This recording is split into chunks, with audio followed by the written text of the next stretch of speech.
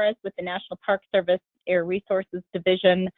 I'm at home. Mike Bell, who is running the webinar, is at his home. I imagine everybody else is home too. So welcome to the new age of doing business. But this is the seminar number 5 of the TDep white paper. Science needs for the continued development of total nitrogen deposition budgets in the U.S. This lengthy paper is available on the NADP website. Also, the website, just as a reminder, are the Environmental Monitor magazine articles. Also, the links to the Stoughton articles are now available online, and also all of the past recordings for these seminars. So if I could just remind folks to put their phones on mute so we don't get a bunch of background noise, that would be great. And today we have 2 presenters. First off is going to be Tammy Thompson from Environmental Defense Fund in Boulder. She'll be talking to us about the development and testing of source, receptor, and hybrid-oriented apportionment methods, and then after that, we'll hear from John Walker from the EPA about the application of bidirectional ammonia air surface exchange model at NADP AMoN site. So with that, I will hand it off to Tammy, and I think we're up and rolling. Excellent. Thank you so much, Christy. And just to double check, everyone can see my screen just fine. Is that right? Awesome. Okay. So for the record, I changed out of my pajamas into real clothes for you all today, but only because I'm presenting. I do am at home, and I thank you all so much for being here. Preparing to present to you forced me into some normal headspace, so I really appreciate it. And I absolutely want to thank my co-authors of the source apportionment section who were absolutely key in making this happen, Christy Gebhardt with the National Park Service and Greg Beachley with the EPA. And I'm also giving a shout out to the National Park Service, who I had the pleasure of working with for much of the research that I present today, and the Environmental Defense Fund, who I now work for. And this is just an acknowledgement, not a statement of approval. But let's see, can I move forward? Here we go. Yes, source apportionment. Why? So source apportionment is key to effective air quality policy in order to effectively reduce pollution. We need to know what sources are causing unsafe levels of air pollution for deposition. And source apportionment is the most effective or efficient way to do side-by-side comparison of the effectiveness of pollution reduction policies. So source apportionment results are not worth much without the contributions of the many folks on this call and many others who work to advance our understanding of the chemical and physical processes and influence through active nitrogen in the atmosphere. So the major takeaways, the source apportionment results that we can estimate using the methods I am talking about today are only as good as the data, the parameterizations, and the models used to estimate them. So all of the work that you see presented every month in this series is key to helping advance our understanding of source contribution. And we're looking at different methods, and the method selection really depends on the level of data and expertise that is available. So that's another thing to keep in mind. And this is a summary of the 3 categories of source apportionment approaches that I'll step through today, starting with the one that I think we're all most familiar with, and that's the source-based method of source apportionment. And one way to think about this is as a bottom-up approach, where we use, and for the most part, Eulerian chemical transport models to track source emissions. Tammy, Yep. This is Christy. I'm going to interrupt just for a moment and ask that everyone please double check that your phones are on mute. I know that we've all got a lot going on at home with kids and pets and all of that. So if we could all just please double check that everyone's on mute, that would be great. Thank you. Thanks, Tammy. Oh, no problem. And for clarifying questions, please also step in. So source-based methods, again, a bottom-up approach where we track source emissions through Eulerian grid models, through physical and chemical processes to evaluate their contribution, air pollution or deposition at any location. And so this is just sort of like a visualization of the mixing of all of these different sources and all of the processes that can contribute to what we might measure at a single location. And so we start with the sources, bottom up. Receptor-based approaches are a top-down approach where we start with an ambient measurement or a receptor location of interest and apportion to the potential sources using statistical methods, a chemical or physical tracer. And then to add information onto that, we use a hybrid receptor approach where we start again with the receptor, but we add additional information, most often using transport modeling to link that receptor to potential sources. And so we'll step through these in more detail. So starting again with source-based modeling, which I think, again, we're most familiar with, which is based on Eulerian chemical transport models like CMAC, CAMEX, WRF-Chem, GeoChem. These are the most common models for source-based source apportionment, and each have some level of built-in module to streamline source apportionment with different levels of sophistication for these. For a long time, CAMEX was the only game in town, and so a lot of early source apportionment was done with CAMEX, but CMAX joined the fun, and hot off the press, now the source apportionment module, the ISAM module, includes bidirectional flux. And so Donna Schwede is going to present on that coming up, and I think there will be papers coming out on that, and that's really exciting. So the pros of source-based chemical transport model source apportionment is this is state of the science. And I say that because these incorporate the maximum existing knowledge that we have on chemical and physical processes of all species, really, but you know, the focus here. And it includes the influence of all known sources and background. And so understanding background contributions can be a challenge with some other methods, but this incorporates that through just basically incorporating all of the known sources.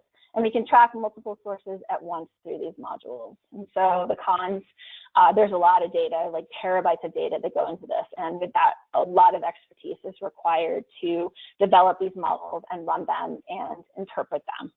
And the resolution has limits, which is, you know, more important in some applications than others, but just mostly there's a lot that goes into these. And just to identify this, Donna Schwede is going to present next month on the latest with respect to chemical transport modeling of reactive nitrogen. And she'll step through in detail the latest updates covering aerosol and gas chemistry and bidirectional flux, deposition emissions, interactions with meteorology, and land cover, you know, all among other topics. All of these things get worked into this model, and that's why it is state of the science, and that's why there's so much involved. And that's why, you know, we tend to go towards these methods for as far as the state of the science.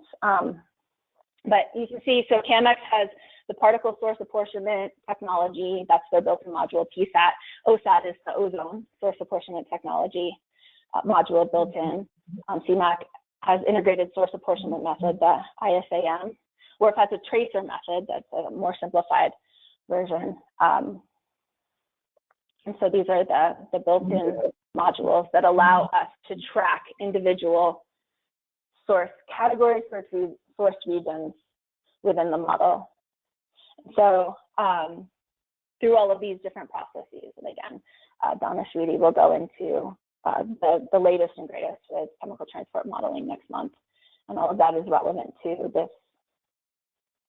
And she lent me this slide, and this shows CMAX ISAM. This shows how the model tracks different species classes within their processes, and how the different species individually that it can it follows these species through formation, destruction, and deposition. And again, now for ammonia, the potential re-emission of individual model species. So, so just a little bit more information about how the tracking method works in these models.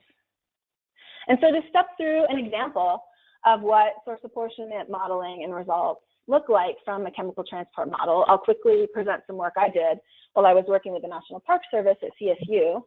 And really the focus of my study here is how source apportionment results are sensitive to inputs and how important it is to get it right. And so this page shows you basically the foundation for a chemical transport modeling platform. It defines the year that we're modeling, the modeling domain that you can see outlined, and within each of these domains, there's there's gridded boxes covering the continental U.S. Again, the emissions inventory, which in this case represented 2009 and was based on some really intensive work that the National Park Service funded to improve the emissions inventory over the Front Range, specific to studying Rocky Mountain National Park. And, you know, defines the biogenic emissions model and the boundary conditions that represent everything flowing into the continental U.S. from areas outside. And then we used, in this case, this was the CAMEX model with the particle source apportionment tool, PSAT. And we really honed in on Colorado for this because we were interested in, is there questions? We're interested in nitrogen in Rocky Mountain National Park. And so while these are the source regions that we modeled, I'm really going to just present them as East Colorado and West Colorado, and they're additive in that way. And so that's helpful. East Colorado, West Colorado, and then everything else will be just combined together for ease of presentation here. And so to show you why this is important, here's a map of Colorado, and the colors represent elevation. And so you can see the influence of the mountains. And then the blue dots are confined animal feeding operations in Colorado.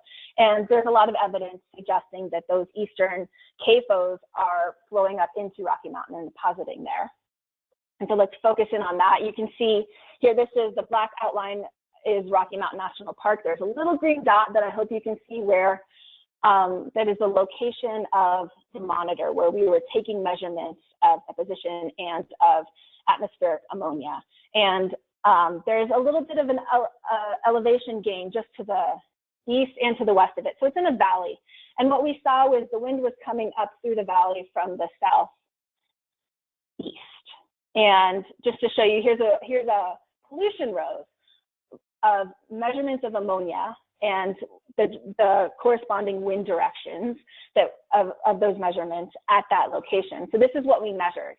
And first time running through the meteorology, when we used the weather research and forecasting, the WRF model to model meteorology for this region, this is what we modeled. So we were really getting winds dominated from the west, and as a result, lower ammonia emissions or lower ammonia contribution with that coming in from the west. And so I worked with, or Christy Gethart and I worked with NOAA to improve upon our meteorological forecasting to hopefully improve upon what we were modeling with ammonia and what we were getting for source apportionment. And so this shows the results of that. The original source apportionment on the left shows percentage, and again, blue is eastern Colorado, orange is western Colorado, and gray is everything else, everything outside of Colorado. And these are percent contributions to measured ammonia at Rocky Mountain National Park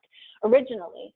And then after we improved the meteorology, we were getting better upslope flow representation and more contribution from eastern Colorado.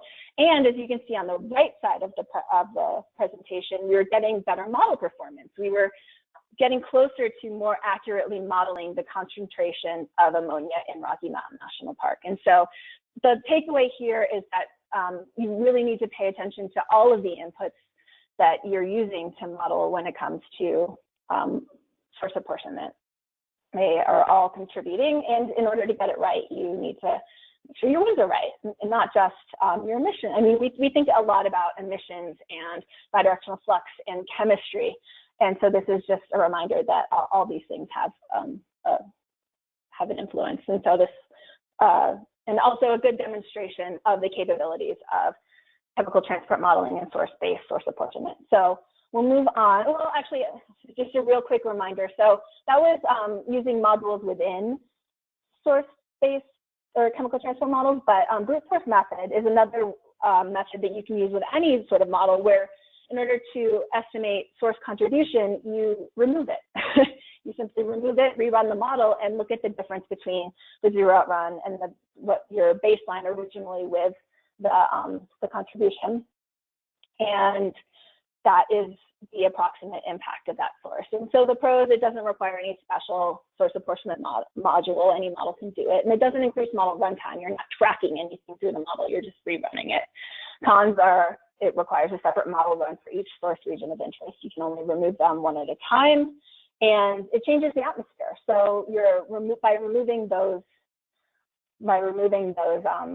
emissions, you're potentially changing the chemistry of the atmosphere. And I've seen that affect source apportionment. For example, with ozone, when you have excess NOx, if you remove a source that's contributing to that, you can actually remove ozone titration and increase ozone formation and just shift around the sources. And so it's just something to keep in mind.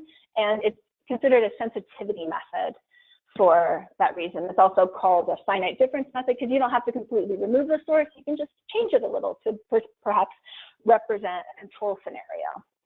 And so that's another way to use chemical transport modeling for source apportionment. So receptor-based, so receptor-based methods use measurement data along with available source information to estimate relative source contributions from the sources that we have information for. And so a fairly straightforward example for this is using emissions ratios to differentiate between sources. So for example, we know that light-duty gasoline vehicles and heavy-duty diesel trucks emit vastly different ratios of NOx to CO. And so if you have a measurement receptor site that is impacted primarily by on-road emissions, and you have NOx and CO measurements, you can start to tease out the relative contributions of light-duty to heavy-duty emissions by looking at how that ratio varies. And so that's an example. But so pros, like data requirements are lower compared to the chemical transport modeling. Cons, you can come up with non-unique solutions for source apportionment. It's often limited in scope, so you can only trace back to so many sources.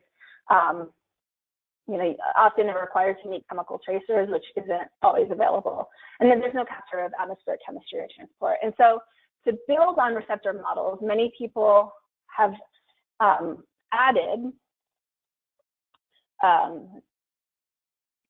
we add information about sources, and the most common way to do this is to use weather models to add trajectory information. And so this brings us into the hybrid receptor.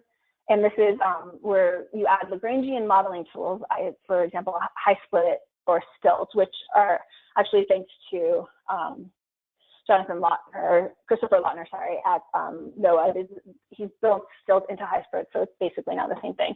So these are dispersion modeling tools that can be run backwards in time, starting at a receptor location, to physically link that receptor location to potential sources. It creates a footprint of areas that influence the receptor. And so PROS requires less data, model is less computationally intensive, and same with previous. It requires some prior knowledge of sources and can be challenging to differentiate between sources. And the background is not included. So it's this Lagrangian model is run without knowledge of other contributions of what's going on outside of its sort of realm. And so, and one source receptor is modeled at a time. And so just we'll do a quick review of the types of dispersion models with colors. So Lagrangian trajectory model is, so that's like a high split, where it's a mean path model and uses weather information at each time step to just follow a mean path of a particle.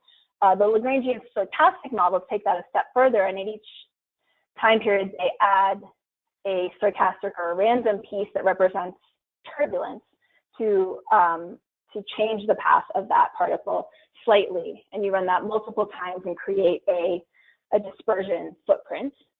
And then the Gaussian model is a normally distributed dispersion representation along the mean path. And so you can reverse those and start at your monitor and estimate a footprint of where the likely sources that impacted that monitor are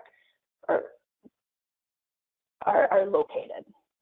And so the STILT model, which was developed by John Lynn at the University of Utah, let's see, make sure I get this acronym right. The stochastic time-inverted Lagrangian transport model is used often in reverse, and it can include chemistry, deposition, and bidirectional flux. And so just a really quick, easy demonstration of a transport, a back trajectory transport. So I took CastNet measurements at the CastNet site in New Jersey, and for a single month, every hour that ozone monitor was measuring ozone above 70 parts per billion, I ran a single back trajectory, mean trajectory analysis, and I combined them all to create this sort of heat map of likelihood the air came from a particular place before landing at that monitor with high ozone.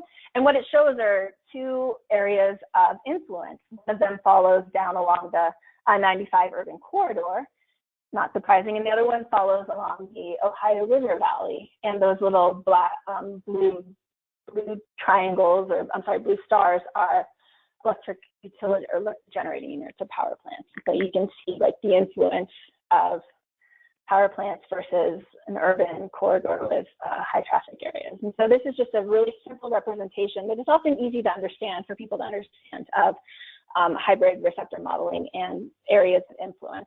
And to take that just a step further, this is work that the Environmental Defense Fund is doing now with the University of Utah, and again, John Lynn and his team out there, where we were until coronavirus and now an earthquake in Salt Lake City this morning.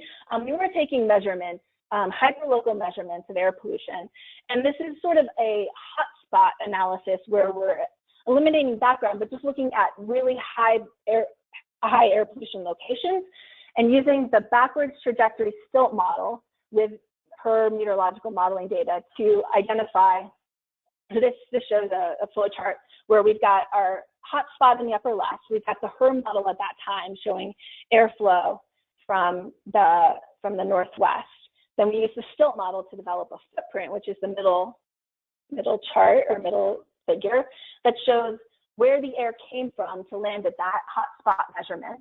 And then we overlay that with an emissions inventory, which is the final figure to show the likelihood that, or sources that were likely to contribute to the hotspot. And so over the course of, now we have 200,000 or so STILT footprints and the corresponding measurements to start to create maps of source receptor information in Salt Lake City. So this is an ongoing project that I'd be really excited to talk about.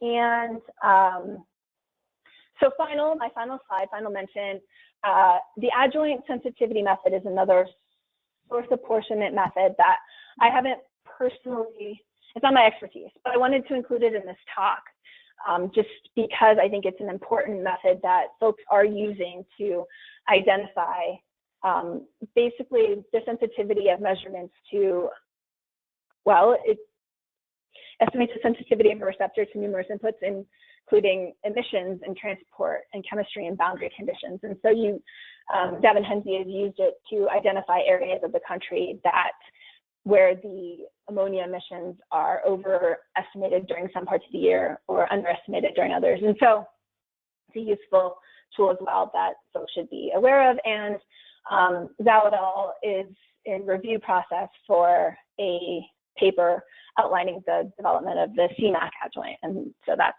going to be coming out soon. And that is my source apportionment summary. This is something that I'm currently working on ongoing with the Environmental Defense Fund. And so I really encourage folks to reach out to me if you have any questions or know of any cool things going on. I'm happy to talk more about it. And so thank you all for your time and good luck to everybody. Thank you, Tammy. That was a great presentation. Does anybody have any questions? Remember to unmute since you guys all were diligent to mute.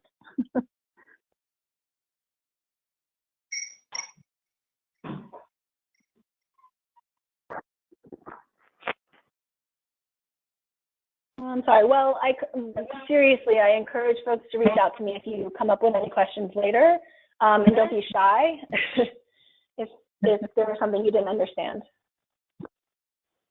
Great, I appreciate that, Tammy. Thank you so much. Okay, with that, we will hand it over to John Walker, who will be talking with us today about ammonia bidirectional flux at AMoN site. Okay, let's see here. Can everybody hear me? Yep. Yes. All right. I guess my slides are not showing up yet.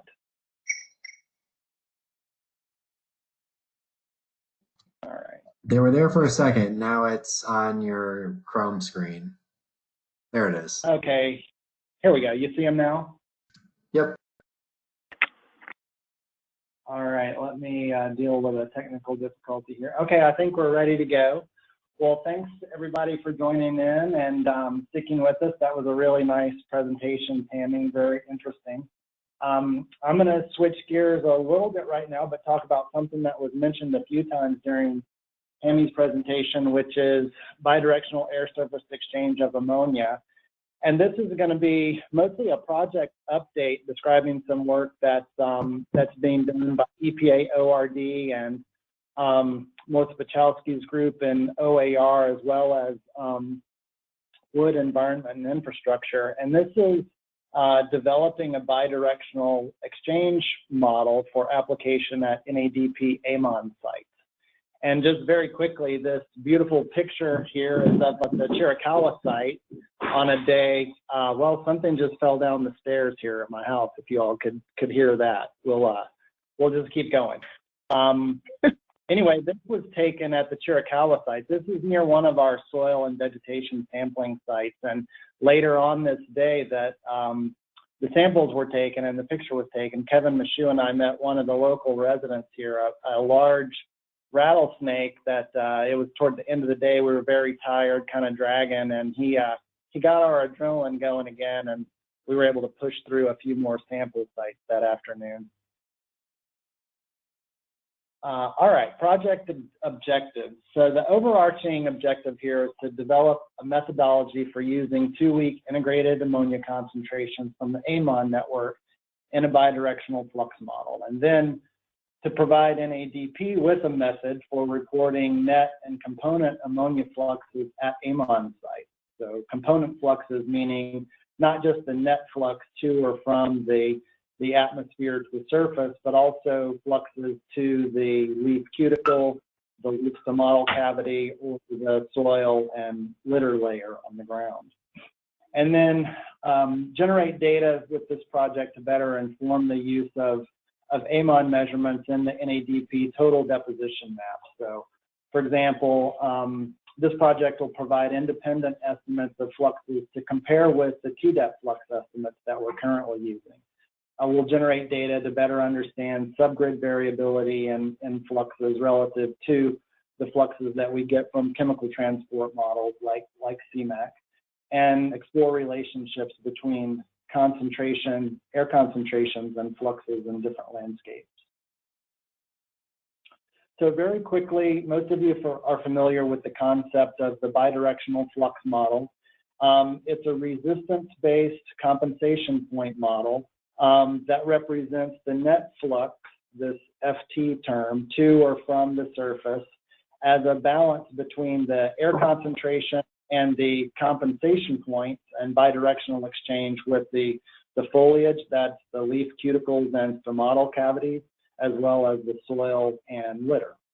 So this is just a different version of a resistance-based air surface exchange model that incorporates compensation points and bidirectional exchange. It's driven with estimates of aerodynamic and boundary layer resistances, as well as in canopy, stomodal, and cuticular resistances, estimates of the compensation points of the canopy and the stomodal and ground component to estimate, as I said, the net flux to or from the atmosphere and also the component fluxes. In this case, we're going to drive the model with the 2-week average AMoN concentration. So our study consists of 2 phases. Phase 1 is the development of databases of soil and vegetation chemistry, micrometeorology, and surface physical characteristics at 3 AMoN sites. And one aspect of this first phase of the project is really to prove parameterizations of ammonia emission potential to estimate data that we use and the parameterizations that we use for compensation points. European data set. Sounds like someone's unmuted. Yeah, John, real quick. Folks, just double check again, please, that your phones are on mute, please, unless you have a question. Okay, thank you. Thanks, Christy. So phase 1 of the project develops the data set that we will then use in phase 2 of the project, where we parameterize and test a version of a bidirectional model for use across the AMoN network. During this phase of the project, we will look at things like model sensitivities to the biogeochemical and neurological inputs, and then come up with a method for using 2-week ammonia concentrations, which we'll talk a little bit more about, and then standardize a model for implementation across AMoN. So this part of the project will look specifically at how detailed we need to have information for running the model at AMoN sites. Do we really need the type of site-specific biogeochemistry measurements that we're collecting at the pilot site, or can we really use simpler parameterizations that are going to make it easier to implement the model across the network? So we'll be looking at some of these details using the measurements that we're collecting during phase 1. So just a bit about the pilot AMoN sites that we're working with in phase 1. We chose 3 sites based on differences in land use, vegetation and species, soil types, atmospheric concentrations, and also availability of supporting data, continuous measurements of ammonia or ammonia fluxes that we can use to assess the performance of the air surface exchange model. And we chose Chiricahua National Monument, the picture I showed you at the beginning of the presentation. That's considered rangeland. Concentrations there are on the order of 1 microgram per meter cubed annually. Bonneville is another site we chose. That's an agricultural site. Concentrations are higher there. And then Duke Forest, which is a hardwood forest site here in North Carolina, where concentrations are a little bit lower. These sites represent a range of air concentrations and biogeochemical characteristics that will be helpful for testing the model across a range of conditions. And also, at least at Bonneville and Duke Forest, we have other data sets of hourly air concentration measurements and fluxes that we can use to help evaluate the bidirectional exchange model. So very quickly, examples of some of the measurements that we collected during phase 1. We collected meteorological measurements with a sonic anemometer to help directly parameterize the aerodynamic and boundary layer resistances. We collected measurements of soil temperature, solar radiation, surface wetness, things that we need to parameterize other aspects of the model directly. And then we made measurements of biogeochemistry, including soil, ammonium, and pH, vegetation chemistry, including bulk leaf tissue and leaf litter chemistry and moisture. We'll talk a little bit more about that later. And also direct measurements of the vegetation structure, leaf area index, canopy height, things like that. So we can do the best job we can at parameterizing the model directly with measurements. So very quickly, where we are in terms of the project activities. For phase 1, we've completed all the field data collection, and we're working up the the different data sets. The soil and vegetation chemistry data sets are complete.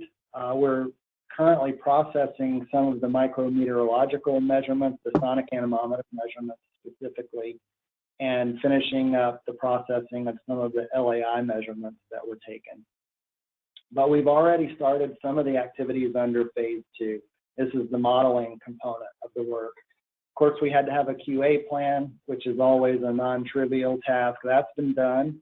We're developing the continuous data sets of leaf area that we will need to run the model, and developing the modeled meteorology data sets, which I'll talk a little bit more about. Also assessing CMAC diurnal ammonia concentration profiles, and we'll talk a little bit more about why those are needed in just a moment. So I wanted to give you a bit of data from phase 1, and I'll show on the next couple of slides some of the soil chemistry and the vegetation chemistry measurements that we've collected, and talk a little bit about why the differences across sites are going to be important and useful for the model development. Starting on the left-hand, well, let's start up top here with kind of a quick review of the ammonia compensation point. Thinking back to how the model works, ammonia compensation points can be estimated for the soil and leaf litter layer of the model, the leaf apoplast pathway in the model, and in some cases we can parameterize an emission potential for the wet surfaces that accumulate on the leaf cuticle, for example. But the compensation point really is a function of the concentration of ammonium in the solution within these different compartments and the hydrogen ion concentration. So if we have measurements of those two things, then we can directly estimate the compensation point for that component of the model. And that's what we're trying to do here with some of our biogeochemical measurements. Here I'm summarizing soil chemistry, starting on the left-hand side with the concentration of extractable ammonium in the soil. And I'm summarizing the data here across sites. So DUK008 is the Duke site, CHA is the Chiricahua, Arizona site, and BVL is the Bonneville, Illinois agricultural site. And then within those sites, I'm summarizing by the type of vegetation that's present where we collected the soil samples. So at Duke, for example, we collected measurements in a grass field, a mixed hardwood forest canopy, and a pine forest canopy. And so here are some of the results showing the amount of ammonium in the soil. And I'll just point out a couple of things here, is that you can see at Chiricahua, the amount of ammonium in the soil is very, very low compared to some of the other sites. And in fact, this graph also points out how important it is to capture the temporal variability in ammonium concentrations at different sites. You can see that while we sampled some concentrations in the soil at the agricultural site that were relatively high, we did not capture the fertilization events themselves. And so you can actually see higher concentrations of ammonium in soil measured at Duke relative to the crop sites at Bonneville. So at Bonneville, we'll have to estimate soil concentrations in a bit more detail with the biochemical model. But I wanted to point out here that we see relatively low concentrations of ammonium at the Arizona site. Now, if you shift over to the far right-hand plot, this is the other component of the compensation point equation, which is the pH. So we also measured the pH of the soil, and I'll point out here again the Chiricahua measurements. While the soil didn't have very much ammonium in it, the desert soils typical of that area have a relatively high pH. And so the low concentration of ammonium there is offset in terms of the emission potential by much higher pHs in those soils. Half a pH unit or even 2 pH units higher compared to some of the other sites where we measured. So really there's a lot of variability in both the ammonium concentrations and the pH of the soil across the site. So we can therefore test the sensitivity of the model to these differences in soil chemistry and understand how important those differences are across soil and vegetation types within a site and across the sites themselves. Just shifting to the middle graph there, this is soil nitrate. It doesn't come into play in terms of the emission potential, but we see some really interesting differences. So if you look at the Bonneville site, for example, while we didn't measure much ammonium in those soils, ammonium doesn't really last very long in those soils. It's quickly converted to nitrate via nitrification. We do see a lot of nitrate in the Bonneville soil. So there's a lot of nitrogen in that soil. It just doesn't stay in the ammonium pool very long. It mostly resides in the nitrate pool. Also, again, with Chiricahua, these desert soils typically contain quite a bit of nitrate, and we can see that again there in the soils at Chiricahua being very different from the natural soils at Duke, for example. So just a little bit of insight into the kinds of data that we're collecting in terms of soil chemistry. So now we can look at the same types of information for the vegetation chemistry. Again, we're making these measurements of bulk tissue, ammonium concentration, and pH to directly calculate the compensation point. So where you have higher concentrations of ammonium and higher pH, that's going to correspond to a higher emission potential and a higher compensation point. So again, summarizing the ammonium data in the left-hand graph across the different sites and vegetation types, one pattern that comes out pretty clearly is that, at least in terms of the natural vegetation types, grass species contain more ammonium than tree species like the hardwood species at Duke or the oak juniper species at Chiricahua, and much more than the pine species at Duke Forest. The grass contains more ammonium nitrogen. You'll also notice there that the crops, we see a lot of ammonium in the crops at Bonneville, which is to be expected since they're fertilized. And then if we look at pH, again, we can see higher pHs in general in the grass species relative to the trees in terms of natural vegetation types. So that combination of higher pH and higher ammonium content results in much higher emission potentials for grass relative to trees in this case. And again, we see higher pH values for crops, also resulting in higher emission potentials and compensation points relative to trees, for example. So again, this is the kind of information that we're collecting for vegetation tissue that'll help us understand the sensitivities to the model in terms of whether or not we need these types of detailed biogeochemical measurements at every AMoN site. So now I want to shift to phase 2 of the project and talk a little bit about some of those activities. And I thought I'd put up for you just a kind of a flow chart of the model framework that we're going to be using at AMoN sites. So these will be the AMoN sites where we don't have all of these detailed measurements, where, for example, we don't have any meteorological measurements. We will be using hourly modeled meteorology to drive the ammonia flux model. Other inputs will include the biogeochemistry and surface physical parameters. Then in terms of the atmospheric concentration, we're going to start with the 2-week AMoN ammonia concentration. And then we will apply some temporal scaling that we'll discuss in a minute to get the concentration expressed at the hourly time scale. So we can combine the hourly ammonia concentration with the hourly meteorological drivers to express the model flux at the hourly time scale. So we get out of the model the net flux and the component fluxes, which we can then aggregate up to seasonal and annual ammonia fluxes.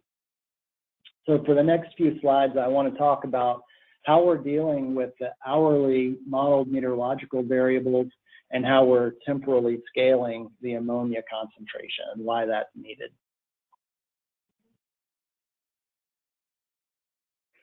So using measured versus modeled meteorology.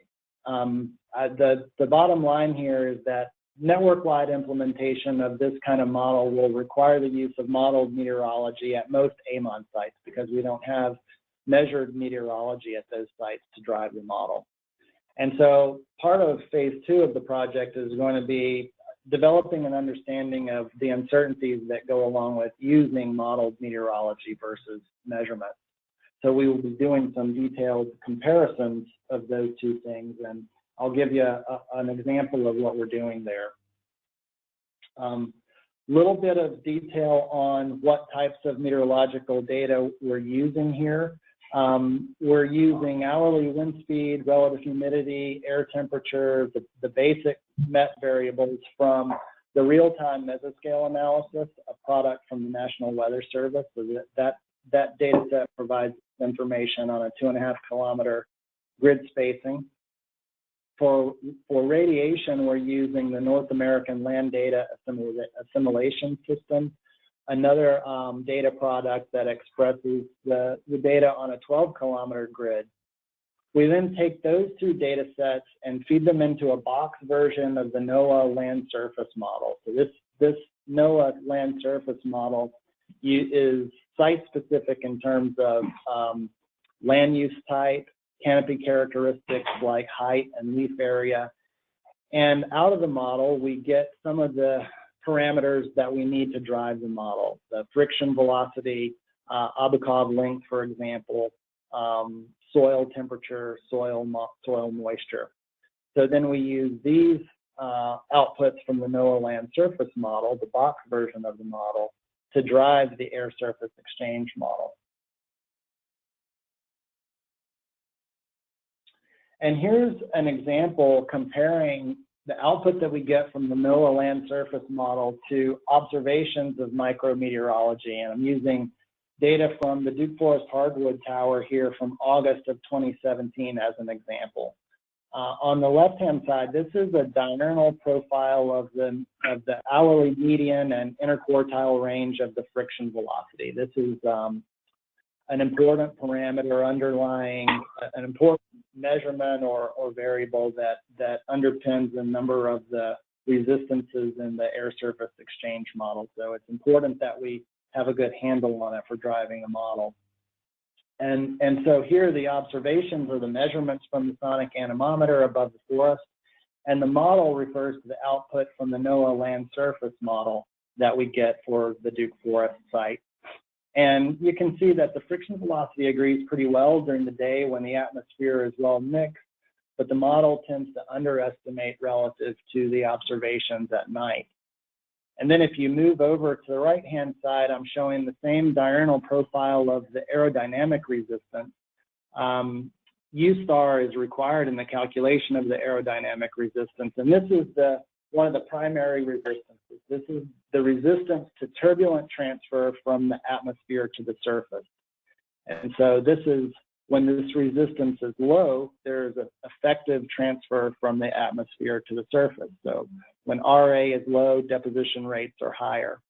What you can see is that the model underestimate of friction velocity at night results in a higher aerodynamic resistance and lower rate of deposition. And then during the day, we mostly see pretty good comparability.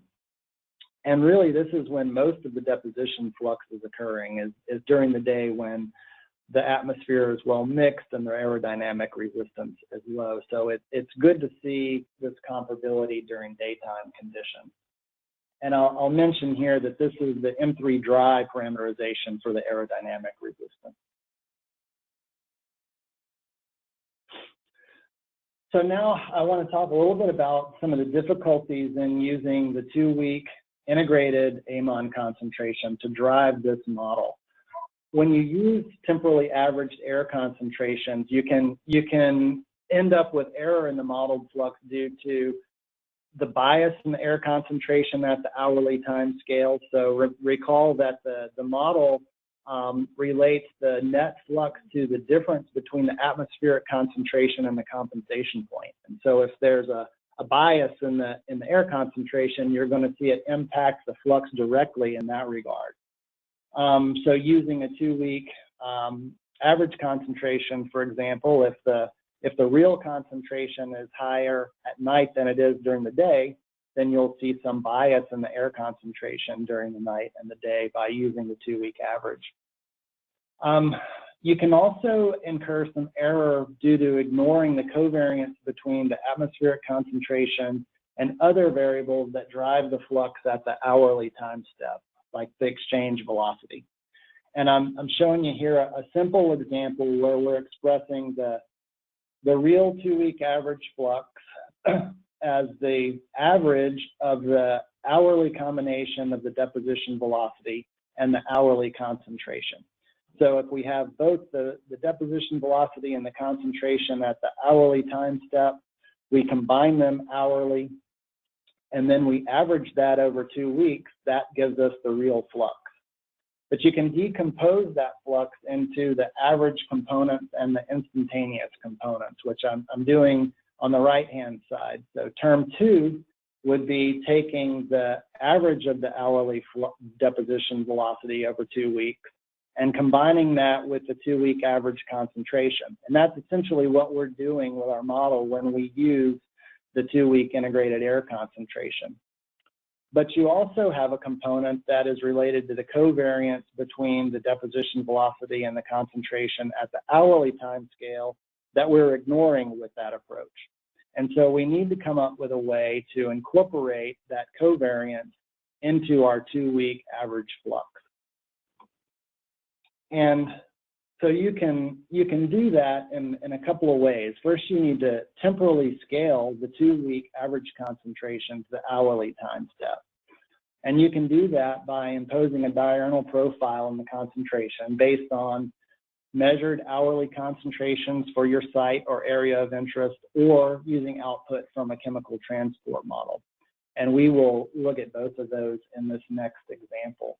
So what we would really have to do across most of the AMoN sites, because we don't have measurements, is to try to use output from a chemical transport model like CMAC or CANMAC. So here's an example where on the left-hand side, I'm introducing something called the diurnal concentration ratio here, and I'll step you through how this works. On the left-hand side, I'm showing you an hourly diurnal profile of output from the CMAC model with the surface-tiled aerosol and gaseous exchange module. That's the land-use-specific air-surface exchange module. And then in blue are our hourly measurements of the air concentration using the MARGA system that we deployed at Duke Forest in 2017. So these are measurements of ammonia above the forest canopy there. And what I've done is taken for the summer period, taken the average of the hourly concentration and ratioed it to the daily average. So here you're just simply looking at a ratio of the hourly observation to the daily average. So, and you can see here that CMAC and the observations show a similar pattern of higher concentrations during the day, particularly in the afternoon, and lowest concentrations at night. So we do see a temporal pattern in the air concentrations and this concentration ratio using both the model and the measurements. The model shows the peak seems to be about the same and occur at the same time, but the measurements show an earlier increase in air concentrations during the day. But that's how the two compare. So to scale the AMoN concentration, we can then take our 2-week average air concentration and simply multiply it by this concentration ratio that you see on the left-hand side. And so what I'm showing on the right-hand side is just that result. In this example, taking a 2-week air concentration shown here in the dashed line of about 1.15 ppb, and then scaling it to the hourly time step using this diurnal concentration ratio. So you get the same pattern that you see on the left-hand side, but if you averaged up all of these hourly observations, you get the 2-week integrated air concentration. So this is a way to introduce hourly variability to the AMoN concentration and still preserving the 2-week average concentration. So this approach doesn't propagate error in the hourly concentrations from either the measurements or the models that you use to develop the diurnal concentration ratio, but it does incur some error if the measurements or the model don't at least get the shape of the profile correct. So there still is some opportunity for error here from that component. So next steps. We need to complete the assembly of the measured micrometeorological data sets. We hope to have this done this spring, along with a report describing the phase 1 data collection activities. So that would be a report just summarizing all of the measurement data sets and how we're going to use them in phase 2 of the project. So we hope to continue and complete assembling the other data sets that we need to apply the model across the AMoN network this spring as well, and then begin really in detail the model testing and evaluation and implementation of the model across the AMoN network late this year and early next year. So that is a quick overview of where we are with the project and some of the elements of the project that we're working on, and I'll be happy to answer any questions or address any comments. Thank you. Thank you, John. Another great presentation. Does anyone have any questions?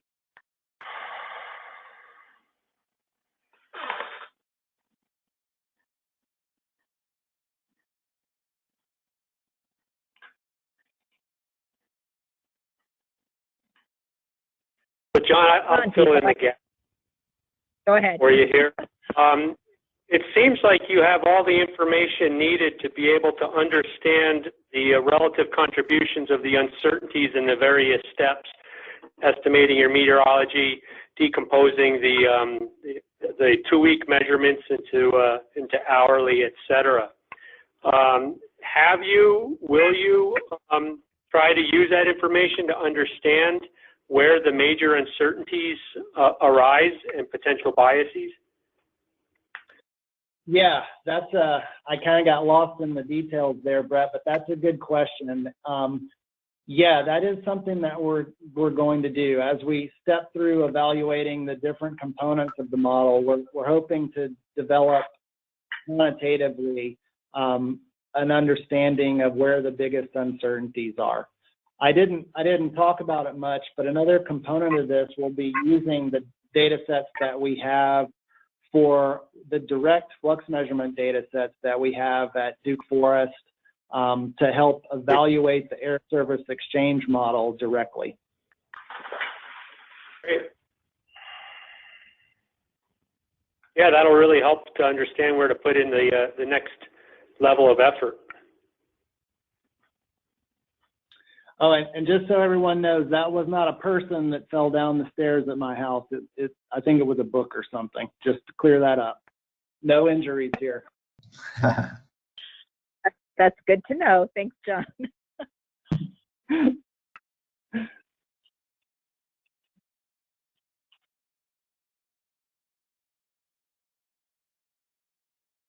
All righty. If there are no other questions, thank you, John. Thank you, Tammy. Next seminar will be April 15th.